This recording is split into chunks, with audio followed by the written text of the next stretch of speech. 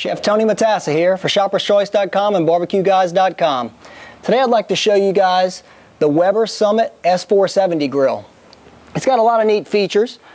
One of the first is this side burner. It's a 1200 BTU side burner. It has its own ignition system here and its own gas control knobs. And it has nice little, the grate on top is nice tubular stainless. On this side, you have a pop-up rotisserie motor, and it locks into place like that. Your cord storage is in there and whatnot, so everything's in there together. And when you're done, you just pop it back down like that to where you have two stainless work tables if you're not using either or of these things. It comes with 6 tool hooks, 3 on each side, which I always like because I like to use a million tools at a time. It has this handy little light that comes on the top for when you're grilling in the evening. It's got a warmer rack in the back. It's about 112 square inches of cooking space in that warmer rack.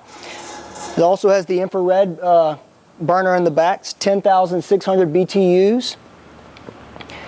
It comes with 4 stainless tube burners for the regular cooking grate area.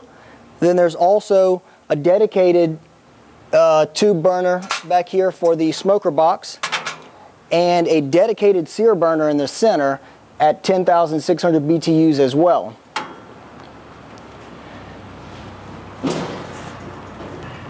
Now inside the cart they have a few neat features as well. For when you take your rotisserie, the hooks that go around your spit of your rotisserie, when you take those off, it has little spots, and I'm going to zoom in a little while to show you guys all this, but there are spots to hang everything, which is pretty cool. Then you have this stainless grease management system. All your grease will drip down into this stainless removable pan right here. That also fits these little disposable aluminum pans like this. Make it nice and easy. Keep everything clean. Then it's pretty neat how they had this spring-loaded system for the propane tank, and when I zoom in you'll get to see it, but there are pictures on here and little red lines, and it shows you where your propane tank is and when it's time for you to change it or if it's full or not. Now something else that's pretty neat is this little guy right here for in case something's wrong with your ignition system temporarily. You can actually slide a match in between here and come down and light your grill with this, and it stays hooked up to your grill by this chain. And like I said, when we zoom in, we'll get to play with all those good little gadgets. I'm going to go ahead and get you guys zoomed in right now, and we'll check it out. Now that we're zoomed in, I'd like to show you what I was talking about. Here are your 4 regular cooking grate burners. You have 1, 2, 3, 4, and stainless tubes. And as you can see, there's this sear burner is inside the other 2. So it gives you a lot of concentrated heat right here for searing. This tube over here is the tube that I was showing you earlier for the smoker box. And the smoker box fits right on top of this area, like this. And it's all stainless and has a stainless flame tamer at the bottom with little holes in it. So you put your soaked wood chips and whatnot in there, close her up, and the smoke rolls over all your food. The next piece to this puzzle are these stainless flame taming devices that sit in here like this. And what I'd like to show you is they actually have some, just like this one, that sit here even though there's no tube burner right underneath it. And what that does is it helps that all this gets hot and retain, and the stainless puts off a lot of heat, and so that helps to evenly heat your food and evenly distribute the heat because it'll be like this across the entire surface here. And then your regular cooking grates go on top.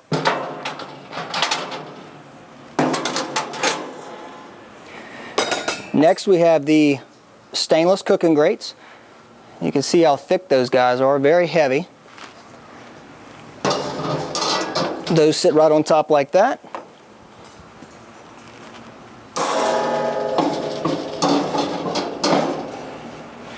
And you're pretty much ready to go. Here we have a nice shot of the whole grill Wanted to make sure you guys could see where the infrared burner was in the back with the warming rack. And then there's the cooking grates. The cooking grates themselves have about 468 square inches of cooking capacity. And as I said earlier, you have 112 square inches on the warming rack.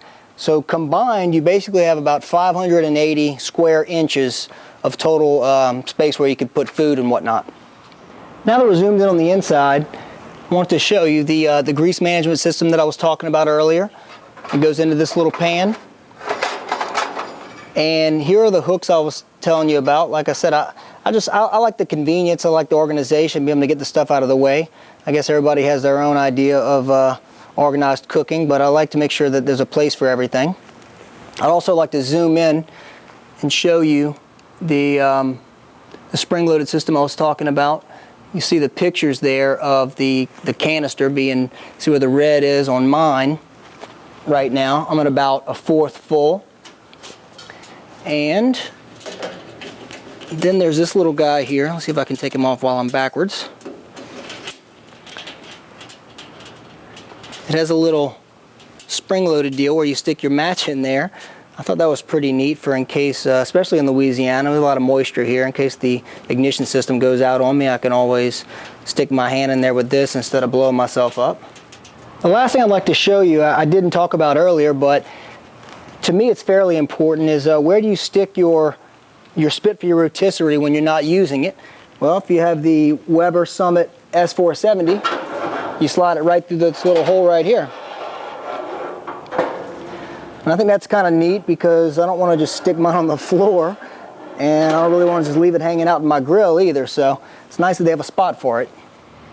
I hope you'll continue to watch, because in just a minute I'm going to get some burgers on the grill, and we'll do some other grill testing, and we'll see how the S-470 performs.